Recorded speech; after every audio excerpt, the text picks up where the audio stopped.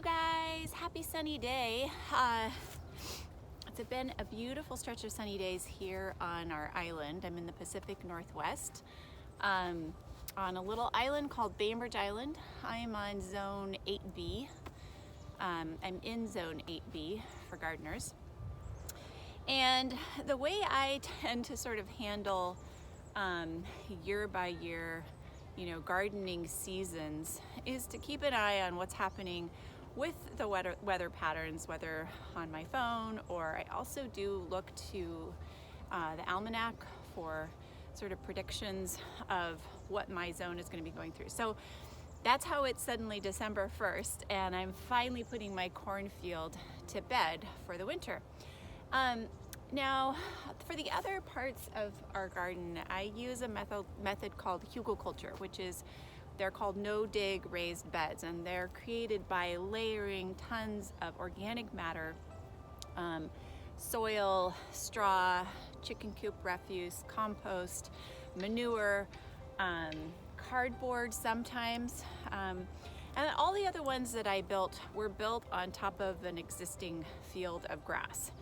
And they have been super successful for growing great food for a variety of reasons. One, they don't require a ton of water. In fact, you can go without watering for many weeks at a time.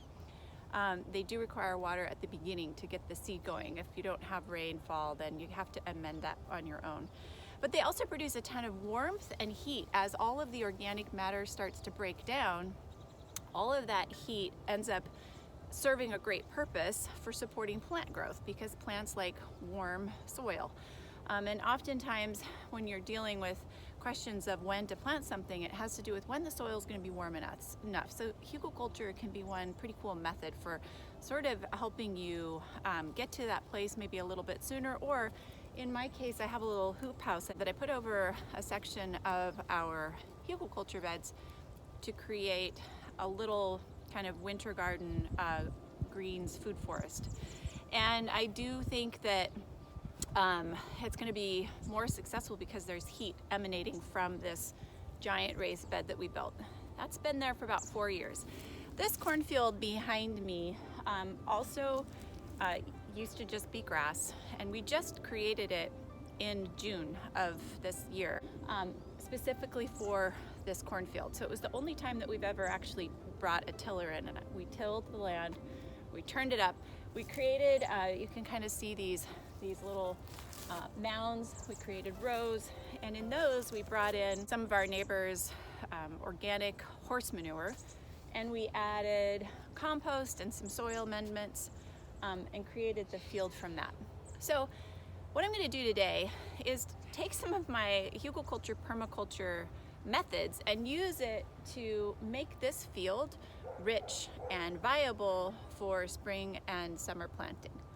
What I'm going to do is go through and take down any extra vegetation above the surface of the soil, anything that might rot or cause disease. I'm leaving all the roots of my plants in the soil because that adds nitrogen. So I'm not going to pull anything up by the root, except for invasive weeds. I have a few thistles in here that I'm going to pull up, and some major dandelions I'll pull up.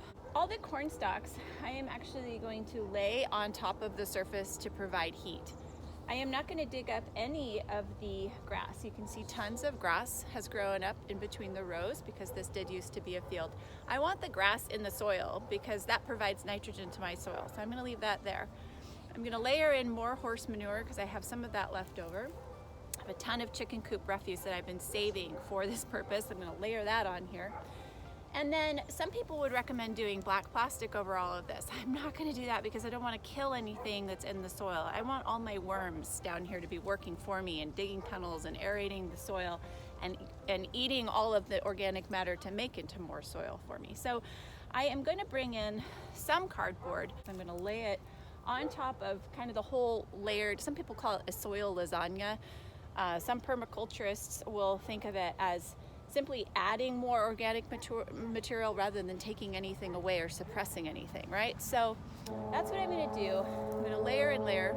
That's our ferry horn from the ferry that crosses from Seattle to the island. And then I am going to let it kind of do its magic throughout this season. It's going to be protected by these layers to kind of keep the heat working. So I'll do a little time-lapse video as it kind of makes sense to show you what I'm up to. So in order to really utilize the material in my garden and make it the most susceptible to composting as possible, I'm just laying everything flat and I'm stomping on it to get everything to break up a little bit more, especially the corn stalks and the corn leaves, as those are the more hefty materials that I'm wanting to use for heat production in the compost. I'm also removing all of the invasive thistles that were along the border of the garden, and I'm putting those in the trash because I don't want those anywhere else in the yard, and I'm not going to use those for my soil teas.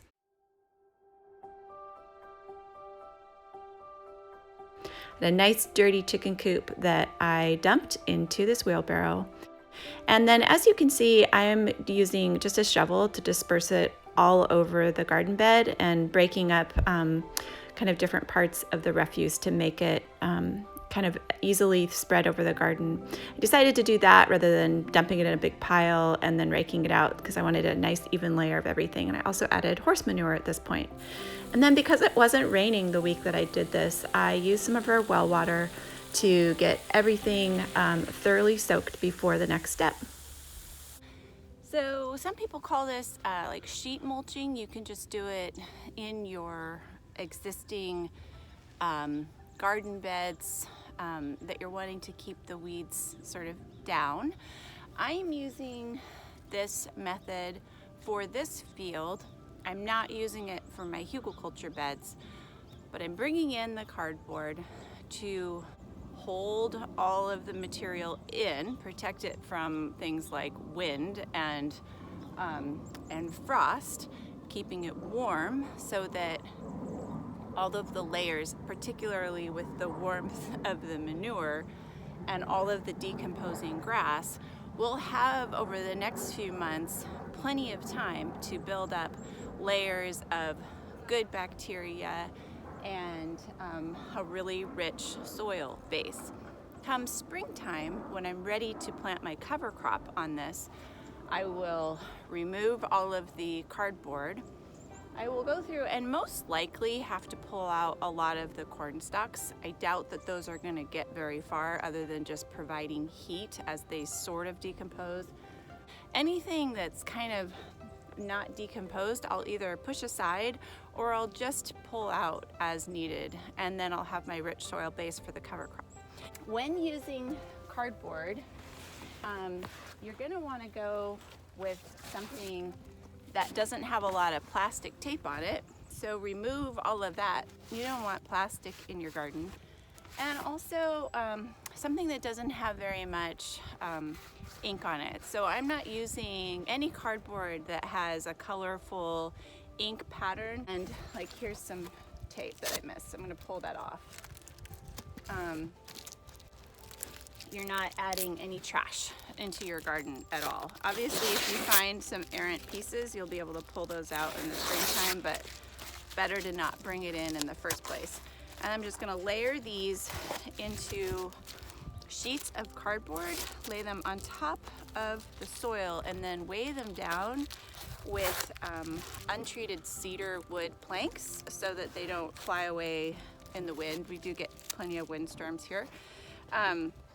And it's important to note that I'm using untreated wood because treated wood, any kind of treated wood that you might use in construction, such as your deck or shed or something like that, that's been treated to protect it from pests and weather, will actually offload all of those chemicals into your soil. So don't ever use untreated wood in either garden bed, raised bed construction, posts around your garden bed, and particularly if you're creating a new field like I am this fall and winter, don't layer that on top. My neighbor kindly gave me a really big stockpile. I think I have a whole nother bag full of recyclable paper shopping bags. So I'm gonna lay those in too as another insulating layer. And I'm gonna do that beneath the cardboard so that it's another layer of insulation, also so it doesn't blow away. So just a single sheet is all that you need. So I am just opening the boxes up, separating them, laying a single sheet down.